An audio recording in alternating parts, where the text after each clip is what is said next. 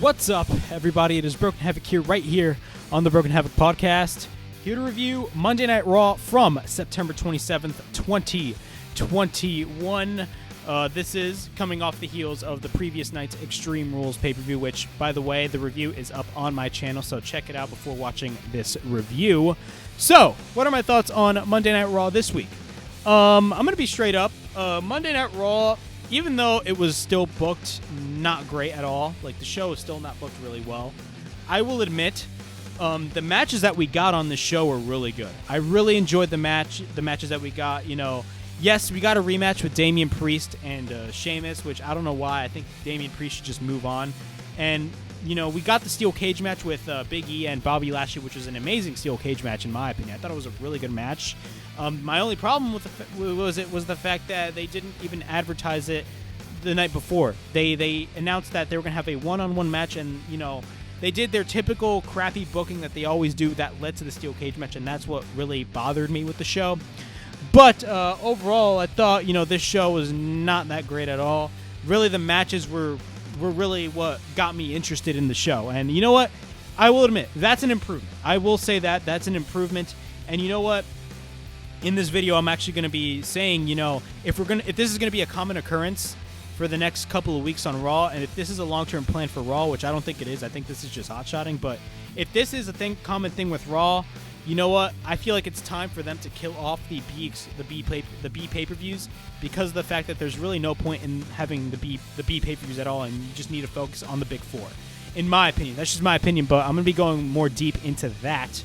Of course, the show kicked off with Bobby Lashley and Biggie for the WWE title. They announced that on the pay-per-view the night before.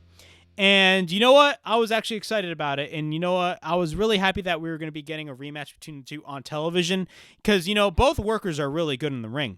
And, you know, of course, Lashley never got a proper rematch and stuff.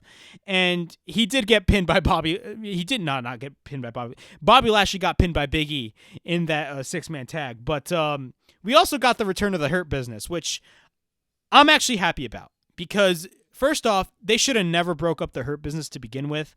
I think that was a stupid decision by the people in charge and management because of the fact that the Hurt Business was kind of a cool factor in them, in my opinion. I feel like they played into that cool factor and that cool faction, and they just decided to kill it off. Like, this is a common thing with WWE all the time. Once something gets hot, they always have a tendency to kill it off because that's not what they want.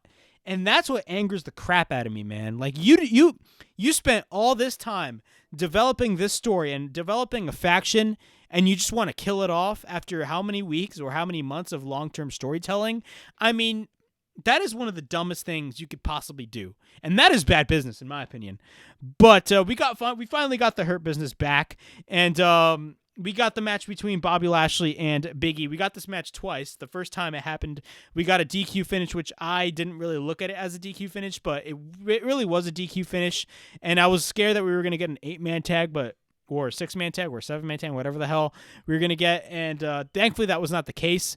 But we got the steel cage match, which, again, they should have announced that at the pay-per-view or advertised it constantly instead of basically stating, oh, yeah, we got a normal match happening. Oh, yeah, but that match is going to be ending in a DQ. And then the real match is going to be happening inside of a steel cage later on, and they announced that the real main event during the show. They got to stop doing that. You got to advertise your main event beforehand. Don't advertise your match during the show. Like, that is the problem with these people. If you can clearly see the difference between Dynamite and Raw. Dynamite always advertises their matches beforehand, like a week before. Like, they book their shit like 100% like quickly, straight up. And they announce at the end of Dynamite the lineup for Dynamite and Rampage. Raw and SmackDown do not do that. Well, they sometimes do that, but they don't do that all the time, especially when it comes to their main events. They don't do that. They tend to announce the main event in the middle of the show, and they got to stop doing that. But we got Biggie versus Bobby Lashley, which, you know, I knew that this was going to be a really good match. I just didn't know how. But, you know, the steel cage match, I will admit, it was one of the best matches I've seen all year. I loved the steel cage match. It was really good. And look, if this is a common occurrence, again, I've stated this earlier, and I'm going to go a little more in depth. If this is a common occurrence, you know, that we're going to be getting all these types of matches happening, you know, count me in. Yes, it is hot-shotting, but at the same time, you know, you shouldn't have the B-level pay-per-views. You shouldn't have the B pay-per-views at all if you're going to be doing this type of booking. The reason why I defend Dynamite so much with all the matches that they have, and a lot of people say, oh, but if this happened on WWE programming, you'd be angry about it, but if it happened on AEW programming, you'd be extremely happy about it. The reason why I trash on WWE for doing these types of matches on their television show is because of the fact that they have 12 pay-per-views a year. AEW only has 4 pay-per-views a year. 4. 1, 2, 3, 4. And that format is really good because it makes the pay-per-views more important. You know, WWE treats their pay-per-views like garbage. Like, they don't even care about the pay-per-views. Like, literally, there was barely any build for Extreme Rules. Barely any build for that show. And yet, we still got the show. And, I mean, it was not a bad show. I'm just saying, nobody cared about it. Just nobody cared about it. I didn't care about it. So what is the point? So WWE needs to kill off these pay-per-views and just focus on the big 4. They got to focus on the Royal Rumbles, WrestleManias, SummerSlams, and Survivor Series. They got to focus on those four pay-per-views. And not only that, if you really want to book really awesome matches, do like AEW is doing quarterly specials next year on TNT. You know, the WWE should bring back, in my opinion, they should bring back Saturday Night's Main Event and have that be a quarterly thing on NBC. Like, they really should do that. I mean, they got the television deals, so why can't they do that? Why can't the networks just greenlit that? You know, I don't understand, but, you know, this is really a WWE thing and not really a network thing. If WWE pitched this to the networks, I feel like the networks would gladly take it. But they don't do that because these people are lazy and they just care about the bottom line. But, yeah, so we got Lashley versus Biggie for the title. You know, the match starts and both lock up. We get a slap by Biggie and then we get a right-hand shot by Lashley. Lashley's in control in the corner. He works on Big E. We got a couple of elbows and suplex by Big E. Lashley and Big E are on the outside. Then he takes Big E to the barricade and then picks up Big E and throws him to the ring post. And this happened later on in the main event, before the main event even happened. Then Lashley's on the outside. Lashley at this point is in control during the commercial break. And we actually got a picture-in-picture commercial break on the show. And very rarely you see that on Raw. We never see picture-in-picture commercial breaks on Raw. So it was actually great to see. You see them in NXT, but you don't see them on SmackDown either. But we actually saw a picture-in-picture commercial break on Raw. So Biggie during the break gets sent to the steel steps. Once we're back from break, he face plants Lashley. Then after that, what happens is we get a chin lock by Lashley. Biggie fights back. We get an elbow by Lashley, and then we get a spear by Lashley in the corner. He takes Biggie to the top. Lashley wants to suplex Biggie, but Biggie fights back. Then Lashley comes back. Lashley then right hands Biggie on the outside. Then we get a double clothesline on the outside by both wrestlers. Then both exchange shots in the ring. Lashley sends Biggie into the corner. We get a spinning neck breaker by Lashley. We got a right hand by Lashley, and then we get a back elbow by Big E. Then Biggie tries to go for the big ending, but Lashley escapes. Then Biggie spears Lashley on the outside. Then you get Shelton Benjamin and Cedric Alexander come out, and this basically confirms that the Hurt Business is back. So they come out. What happens? We get Lashley spearing Biggie, and you thought that Lashley was actually going to win the title, but that actually did not happen. You basically had the New Day come out, both brawl, and this finish was kind of weird. Because the referee rang the bell for a DQ, but it didn't really look like a DQ because I didn't see any of the two guys, neither Lashley or Big E, get attacked by either member of each team. So that was kind of confusing to me because, like, I look at it from a scenario like this. If you watched, I don't know if you guys watched this, but I certainly remember this match. Chris Sabin versus Bully Ray on an episode of Impact back in 2013. It was a special Destination X episode, and this was during the time when TNA stopped doing their monthly pay-per-views, and they're like basically their B-level pay-per-views were on television. So it was Chris Sabin versus Bully Ray for the world title, and you basically during that match you had the Aces and Eights and Main Event Mafia just brawl out inside the ring during the match, and you didn't see the referee DQ anybody. Like there's no DQ at all, and I didn't even see Biggie and Lashley get attacked in this particular scenario. But the referee rang the bell. Adam Pearce comes out and he announces a freaking steel cage match, which is a great stipulation, but at the same time, again, you should have announced that the previous night, or hell, you should have announced that last week, in the previous week, and advertised the hell out of that match. But instead, you decided to go to lazy route, and you went, okay, we're going to be giving you guys a one-on-one match, but no, we're actually not going to be giving you that match because that match is going to end in a DQ, and then we're going to have a steel cage match, and you announced that during the show. You know what I mean? You can't do that type of stuff. You know, it does give the viewer hype because the match is going to be inside of a steel cage, but again, advertise the freaking match. Advertise the match. The problem with WWE nowadays is that they always do this type of stuff. They announce their main events during the show, and you can't do that. You can't do that. You always have to advertise your main events for television, but they don't do that. That's just my opinion. But it's great that we got a steel cage match. And by the way, the steel cage match was amazing. I enjoyed the steel cage. I enjoyed the hell out of that match. But I'm going to be talking about that later on. So we got a 24/7 championship match. We got Ricochet versus Reggie. First off, why is Ricochet, of all people, wrestling for the 24/7 title? A title that is a joke, that is just a gimmick and makes absolutely no sense. It goes to show you what they really think of Ricochet. It goes to show you what they think of Ricochet. I came up with the theory. I don't even know if I came up with this because a lot of people know about this as well.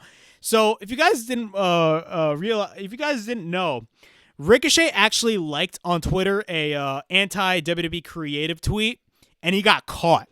He got caught by a lot of fans on social media, and it caught the attention, and he got caught by WWE.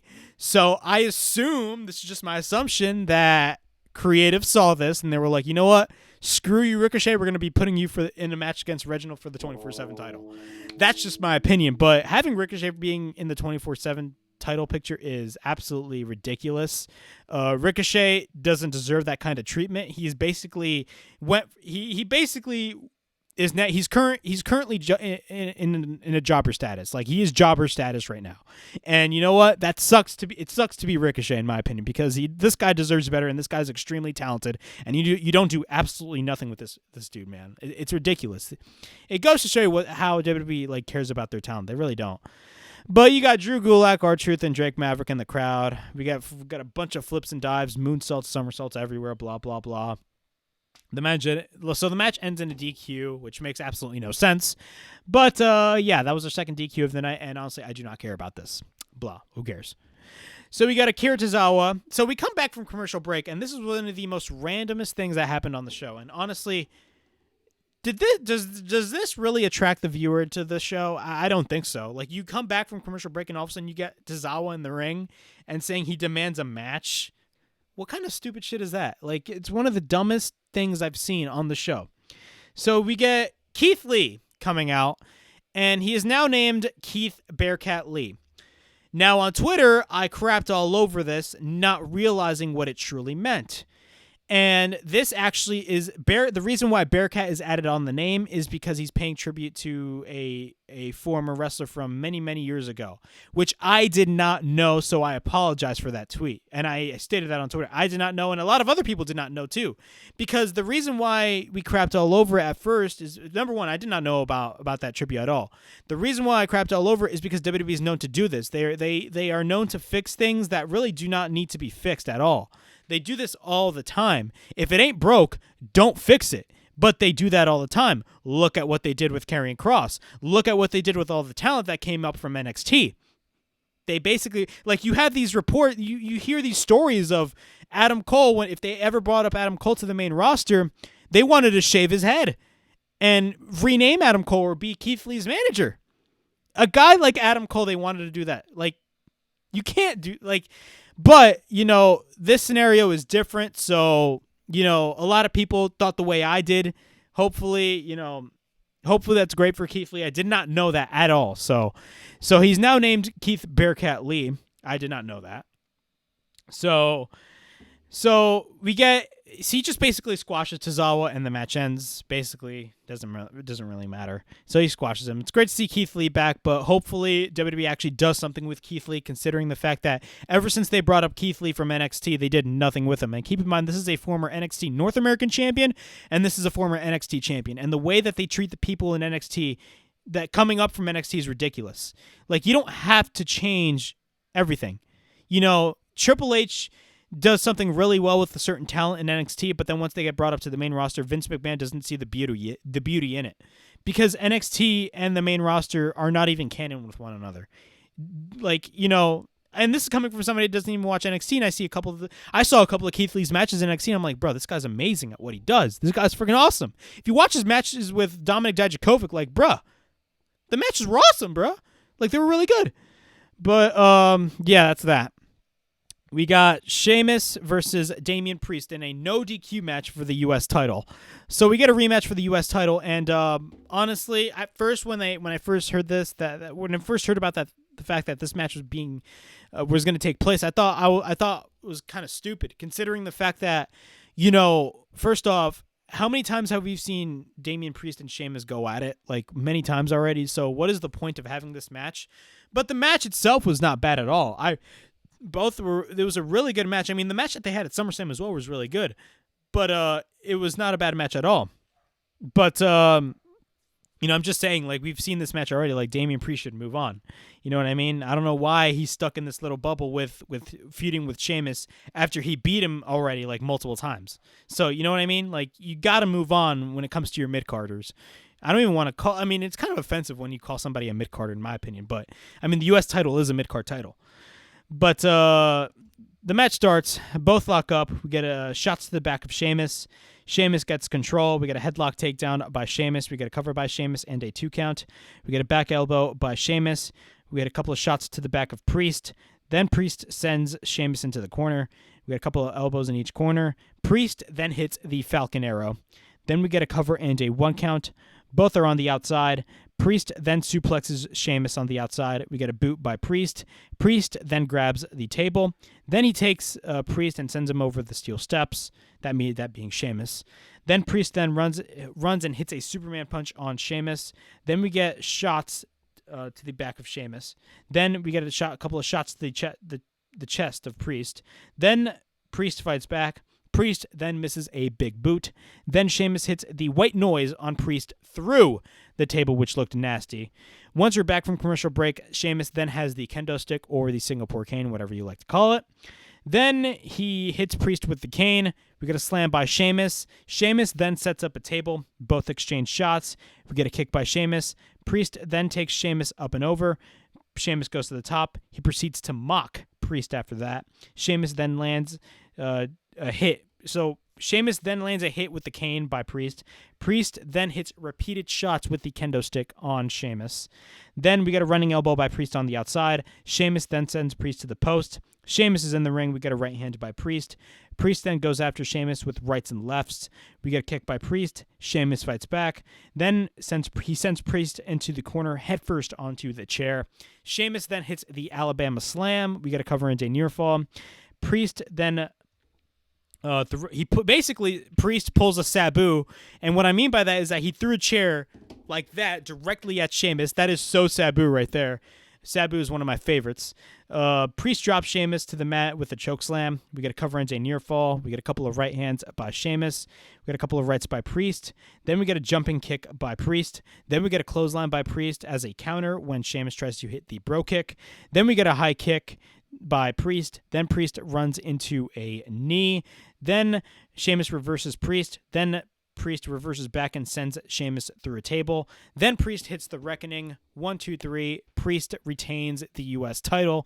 Really good match. I really enjoyed the match. It was one of the best matches on the show. And again, I thought this show booking-wise was not good, but match-wise, match quality-wise, like the in-ring stuff was really good in the show, especially. I mean, you see a lot of good matches, like some good matches on Raw, but like I feel like this show, I mean, we saw really good matches, especially on this show. I mean, the cage match and this match were one of the best shows of the night, in my opinion. And you know what? Really good match. And again, if this is going to be a common occurrence, count me in, because you know what? At least it gives me some sort of a reason to at least watch the show. You know what I mean? So we get Mansoor, happy as hell that they're going to be teaming with Jeff Hardy, a tag team legend. And this was one of my gripes with this segment. So I've stated earlier on previous Raw reviews that they're basically booking Mansoor to be like just they're booking Mansoor to be extremely stupid. And the reason why I say that is because, and look, I always had this thought that WWE, you know, whenever you have a young guy put over a legend in WWE, it is completely different. Like, the feeling that you get when you listen to it, it's completely different than a wrestler putting over a legend on AEW television. And you know what? When you hear a wrestler put over a certain veteran on WWE television, it comes off as bad and not really genuine. But when you watch an AEW show and you watch a certain young guy put over a legend, you kind of see, like, you know, the difference, and it comes off really good. Like, it comes off as forced when you watch it in WWE. Like, a tag team legend. Like, you know for a fact he doesn't mean the words that he's saying. Of course, Jeff Hardy, of course he is a tag team legend. I'm saying the way Mansoor is saying it, you clearly see that he is 100% reading off a script. And that is one of the issues with this show and the current WWE product. You hear stuff like this and you cringe. And I'm like, okay, I get what you're saying, but like it doesn't come off as genuine. That's one of my problems. But we got Mansoor and Ali and Jeff Hardy versus Jinder Mahal, Veer and Shanky. Pretty short match. Veer works on Mansoor. Veer looks great, by the way. He's a really good wrestler. We get an elbow drop by Veer. We get a cover into a near fall. He works on Veer. Shanky tags in. Hardy and Mahal tag in for the hot tag. Hardy is in control. Hardy hits an atomic drop. We get a cover and a near fall. Hardy then also goes for the twist of fate. Ali tags in. He plants Mahal to the mat. We get a cover and Veer makes the save. Then he takes Hardy to the outside. Shanky's about to chokeslam Hardy, but Mansoor makes the save. Then Veer hits a corkscrew on Ali. Then hits a lariat. We get a cover. Veer, Shanky, and Jinder Mahal win the match. Short match. Honestly, I did not care about this match at all. I mean, Jinder Mahal, Veer, and Shanky are people that I'm not really interested in on the show. I mean, Ali and Mansoor, I mean, I'm not going to lie. Their chemistry in the ring, tag team-wise, they're really good. But at the end of the day, like, I just don't like the fact that Mansoor is basically treated as like someone who's just really dumb. That's just my problem with it. Like, I hate these types of storylines where like you have a new wrestler come in and he's like, "Oh yeah, I want some tips on how to be a wrestler," and I'm like, "Bro, you made it. Why are you doing this? Why are you doing these types of storylines? You know what I mean? It's ridiculous. I don't like these. I don't like those types of storylines. I just don't. I think they come off as really bad. But whatever. That's just me. So after that, we get a backstage promo on Karrion Kross, basically just cutting the same promo that he did last week. And I actually really enjoy these promos. And they're finally booking Karrion Kross right. Because when they first brought him into the main roster, I mean, like, they had him lose to Jeff Hardy in 2 minutes. That is one of the dumbest things you could do. And keep in mind, he was the NXT champion, and he lost to 2 minutes in his debut main roster match against Jeff Hardy. I mean, there's no excuse for that. That was one of the stupidest things WWE has done. Really stupid by these people. But we get Jackson Ryker versus Karrion Kross. I definitely assume that we're going to be getting many rematches between these two for the next couple of weeks. I just clearly see it. The match was not long. It was really short. Both lock up. We get a couple of right hands by Kross and a couple of right hands by Ryker. Kross gets back control. Then Kross throws Ryker across. He works on the shoulder of Ryker. We get a knee by Kross. Then Ryker picks up Kross, but Kross counters into the Doomsday Suplex. Then Kross applies the Cross Jacket submission. Jackson Ryker tabs out. Karrion Kross wins the match. Well, what else can I say? They're finally booking Karrion Kross as this wrestler that is extremely dominant. They should have done that when they first brought him in, but these people were really stupid that they didn't do it. But hopefully, this actually elevates Karrion Kross. I doubt it, but hopefully this does, because of the fact that, ever since they brought up Karrion Kross to the main roster, like, what really have they done with Karrion Kross? I'll give you my answer. They've done absolutely nothing. All right, we got Doudrop coming in and asking for a match for the Raw Women's Championship against Charlotte Flair, and basically they accept. They basically approve it. Then Lashley cuts a backstage promo on Biggie talking about how he's going to beat the crap out of him inside of a steel cage. Great. And we get one match that, how many times we've seen these two teams feud, let alone having one-on-one matches with each other. We got AJ Styles versus Riddle. We've seen many matches with Randy Orton and AJ Styles, and then this week we got AJ Styles versus Riddle. I guarantee you, I definitely saw that match a couple weeks ago on Raw. I could be wrong, but I definitely do think I saw that match already on Raw. So why are we getting this match? What is the reason? There's absolutely no reason that, there's no reason for this match to be on the show, because of the fact that we've already seen the match already. Move on. I don't know why we're getting AJ Styles versus Riddle or AJ Styles versus Orton. I mean, how many times have we seen this match? Again, rematches, bro. We don't need that. I hate rematches, bro. It's ridiculous. But the match was not bad at all. The match was actually really good. Again, in-ring wise, the show was really good, but booking wise, the show was terrible. So Riddle applies a waist lock. We get a kick by Styles and a kick by Riddle. Riddle then hits the Broton. Then we get a knee by Riddle. Then we get an elbow by Riddle. Styles then throws Riddle to the outside. Omos is on the outside. We get a backbreaker by Styles. Once you're back from commercial break, Riddle is in control. Riddle then hits the Broton on Styles. We get a cover and a near fall. But Styles he hits the Broton, but Styles counters into a roll-up pin attempt. We get a cover. We get a near fall. Styles then hits the phenomenal blitz. Then Riddle hits a snap German suplex. We get a cover and a near fall. That actually looked really nice, by the way. Riddle then picks Styles up. Styles then hits the Pele kick, classic Styles. And, bro, you get constant shots during this match of Omos having this just pissed off face. Like, the camera just would be closing up on Omos, which is the funniest thing ever, bro. We get a knee by Riddle. Riddle then hangs on the arm of Styles. We get a reverse gutbuster by Styles. Styles then tries to go for the phenomenal forearm, but Riddle counters into a kick. Riddle then hits a kick and then hits the floating bro on the outside. He takes Styles back in the ring, goes to the top. Riddle then tries to hit the floating bro, but Styles gets the knees up. Then he applies the calf crusher. Riddle gets his hand on the bottom rope. We get a kick by Riddle. Styles gets hit with the knee. Then AJ slams Riddle. Then Styles hits the Styles Clash and wins the match. Then after that, Omos, after the match, chokeslams Riddle, and that's that.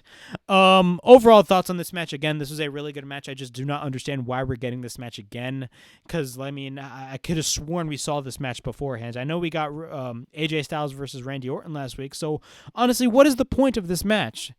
There's no reason to book a match like this. Book new things. That's all I'm trying to say. Book new things. Don't book the same shit every week, because then it gets repetitive.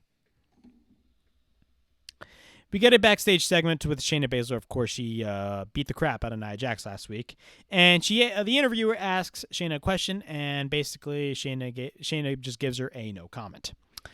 Then we get Charlotte versus Doudrop for the Raw Women's Championship. Oh, yeah, and by the way, I forgot to tell you that we get a live via satellite segment with Goldberg. I forgot to mention that. Yeah, that wasn't even advertised either.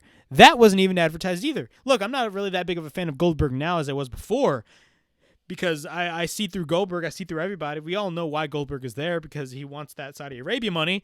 But if you really wanted Goldberg, if you really wanted him on the show, you could have easily advertised him, but they didn't. I don't even remember them advertising anything about Goldberg last week. Again, why are you announcing stuff in the middle of the show? You can't do that. Announce stuff beforehand. That's all I got to say. But we got Charlotte Flair versus Doudrop for the title. Match was short as well. We got a side headlock by Charlotte. We got a shoulder tackle by Doudrop. And then another shoulder tackle by Doudrop. We get an elbow by Doudrop. Then she hits a senton. Then Eva Marie comes out. Charlotte attacks her from behind. Then Doudrop gets hit with the natural selection by Charlotte. We get a cover, and Charlotte retains the belt. And then what happens after that? Eva Marie just comes in, thinks that she's going to be celebrating with Charlotte, but what happens? She gets hit with a clothesline by Charlotte, and that's that.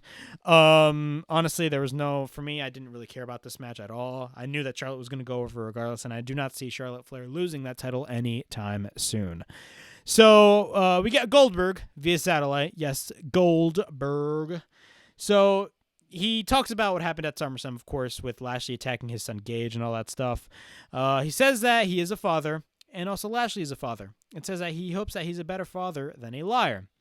He says that he has the balls to attack his son that was uncalled for. He says that he heard his son and says that he will fulfill the promise that he made to his wife and his son, and he basically stated that he will kill Bobby Lashley.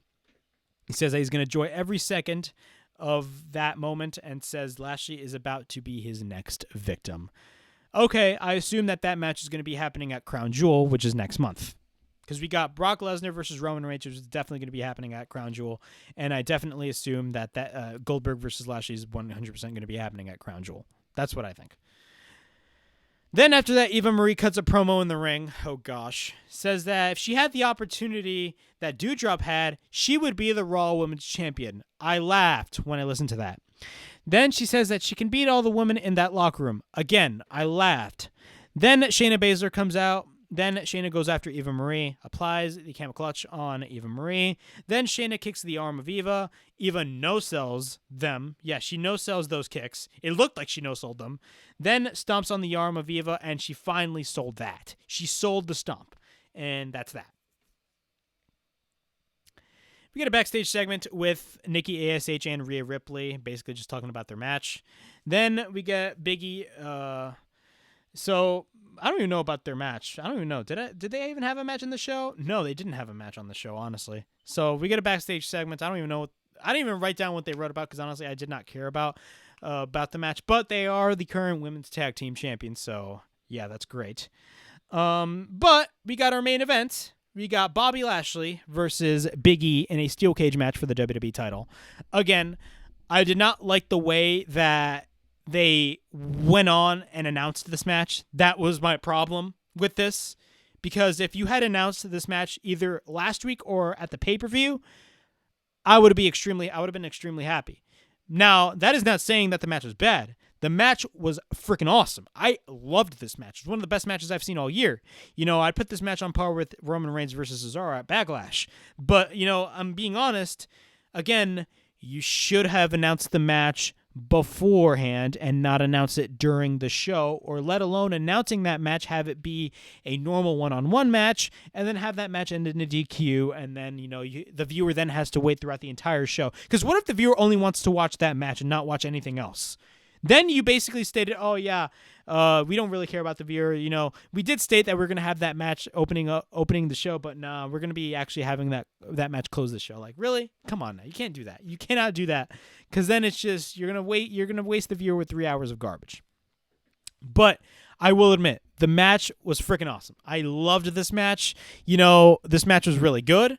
I hope we get matches like this for the next couple of weeks on Raw. Let alone, we should get this match constantly on Raw. Yes. Is it hot-shotting? I stated this before. Yes, it's hot-shotting. Is that a good thing? Yes and no. Most likely it's a no. But, again, if you really want to do this, and I did not state this last week, I think, get rid of the B pay-per-views. Get rid of your Extreme Rules, your Hell in the Cells, all your B-level pay-per-views, and just focus on the big four. Then you can have matches like this every week, and it makes sense. But these people don't do that because WWE thinks more is good. They view quantity over quality instead of quality over quantity. That's the problem. But, yeah, we got the steel cage match. Again, the match was awesome. So both brawl on the outside before the match even starts. Lashley throws Biggie onto the ring post. Then he grabs the steps and hits it to the back of Biggie. Once we go to commercial break, and we're back from break, Biggie's already in the ring. Both are in the ring. Both are inside the cage. And the match starts. Then we get a Uranagi by Biggie. We get a cover and day 1 count. Biggie sends Lashley to the cage. Then Lashley out of nowhere hits a clothesline. Lashley sends Biggie to the cage again. Then he sends Biggie to the corner. We get a suplex by Lashley. Then Lashley continues to work on Biggie. We get a hip toss by Biggie into the corner. Then he sends Lashley to the cage multiple times. Then Biggie tries to go for the big ending, but Lashley applies the hurt lock. We get a slam by Lashley. We get a cover and near fall. Lashley then tries to climb up the cage. Biggie goes up to the middle rope, but then he tries to hit the big ending from the top, which that was eventually, I believe, the finish of the match, but, he tried to go for it earlier on in the match, but he was unsuccessful. Lashley then applies a submission on Biggie. Biggie is about to fade, but then Lashley climbs up the cage. Biggie tries to climb up. We get a couple of shots to the back of Lashley. Biggie then takes Lashley down. Biggie then tries to climb out. The Hurt Business come in and attack Biggie, and Lashley tries to head for the door, but then Woods out of nowhere slams the door on Lashley. Kofi then tries to go after Benjamin. Then the New Day and the Hurt Business brawl outside of the ring. Kofi then takes out the Hurt Business. We go to commercial break. Once we're back from break, we get a superplex by Lashley from the top. Then we get a cover and near fall. Lashley runs into an elbow. Then Biggie hits a belly-to-belly suplex after that. We get a cover and near fall. Lashley hits the neck breaker. We get an elbow drop on Big E. We get a suplex on Lashley. Lashley then tries to escape through the door, but Biggie hangs on. Then Biggie hits the big ending. We get a cover and a close-ass near fall. Then Lashley hangs on. Lashley hits an uppercut, then a spine buster. And after that, Lashley tries to escape the cage by climbing up, which, bro, you could have just easily went to the door. I don't like the rule that you have to escape the cage because it kind of defeats the purpose of a steel cage match, in my opinion. That's why I love AEW steel cage matches, is because the match only has to end in a pinfall or a submission, not escaping the cage. WWE really needs to do that with their cage matches. But, Biggie comes in and holds on. We had a couple of elbows by Biggie from the top. And then what happens? Biggie hits the freaking big ending from the top rope, which looked badass. We get a cover, and Biggie retains the WWE title for the win. Overall thoughts on this match is that this match was bonkers. I loved this match. One of the best WWE matches I've seen all year, in my opinion. I love the interaction between the Hurt Business and the New Day. And again, I really want to see a War Games match between the two, but doubt it. We're not going to get that. But still, this was a really good match. I really enjoyed this match. This is a really good main event to close off not well-booked Raw. Again, Raw still sucked booking-wise, but in-ring-wise, for the most part, the matches that we got on the show mattered, in my opinion, and not only that, the matches that we got delivered. And this cage match absolutely delivered. Overall thoughts, again, hopefully we get matches like this more often, because then it gives me a reason to tune into the show. The previous weeks on Raw were just flat out rematches, and I did not care at all. But hopefully, if we get matches like this, at least the viewer will eventually tune in to watch to see what the hell is going to be happening on the show. But you're still going to be getting the crappy booking. That's the problem. WWE needs to fix that, and hopefully, if they fix that, Raw will get back on track. But I honestly doubt that's going to happen, considering the fact that WWE has a history of letting you, the viewer, down. But hey, I'm going to keep my fingers crossed, and hopefully that's going to be the case, because at the end of the day, I want WWE to succeed. Everybody wants WWE to succeed. The only people that do not want the WWE to succeed are the AEW fanboys, and vice versa. The people that want AEW to fail are the WWE fanboys. And at the end of the day, we should all want all wrestling to succeed, because if wrestling succeeds, if all wrestling, WWE, AEW, any promotion succeeds, we succeed as fans. And not only that, it's beneficial to the business. And at the end of the day, we want a good business, and that's what we should get. But that was my Raw review from September 27th, 2021. Please like, subscribe, comment down below, push that bell for notifications, be on the lookout for my future videos. And this is Broken Havoc from the Broken Havoc Podcast, signing out.